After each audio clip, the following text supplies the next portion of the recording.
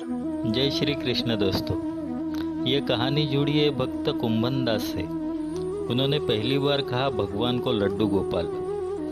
ब्रजभूमि में बहुत समय पहले से श्री कृष्ण के परम भक्त रहते थे कुंभन दास जी। उनका एक पुत्र था रघुनंदन। कुंभन दास जी के पास एक बांसुरी बजाते हुए श्री कृष्ण जी का एक विग्रह था।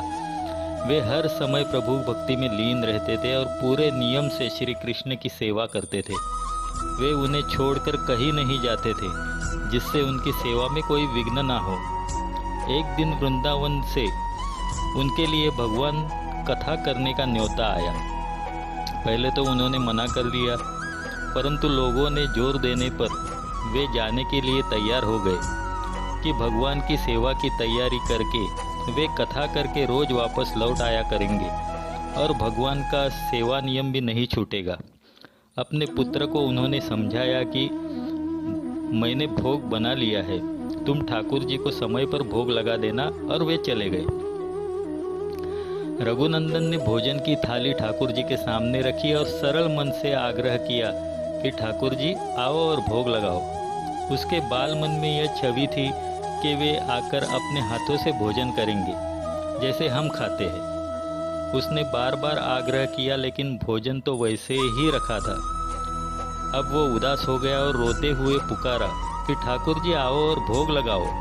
ठाकुर जी ने बालक का रूप धारण किया और भोजन करने बैठ गए और रघुनंदन भी प्रसन्न हो गया।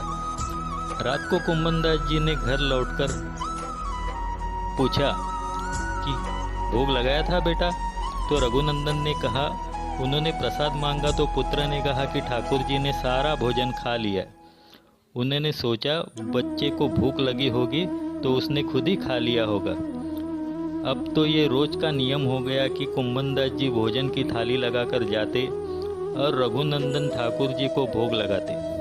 जब प्रसाद मांगते तो एक ही जवाब मिलता कि सारा भोजन उन्होंने खा लिया है। कुंभन दास जी को अब लगने लगा कि पुत्र झूठ बोलने लगा है, लेकिन क्यों झूठ बोल रहा है। उन्होंने उस दिन लड्डू बनाकर थाली में सजा दिए और छुप कर देखने लगे कि बच्चा क्या करता है। रघुनंदन ने रोज की तरह ठाकुर जी को पुकारा और ठाकुर जी बालक रूप में प्रकट होकर लड्डू खाने लगे। यह देखकर कुंभन दास जी दौड़ते हुए आए और प्रभु के चरणों में गिरकर विनती करने लगे।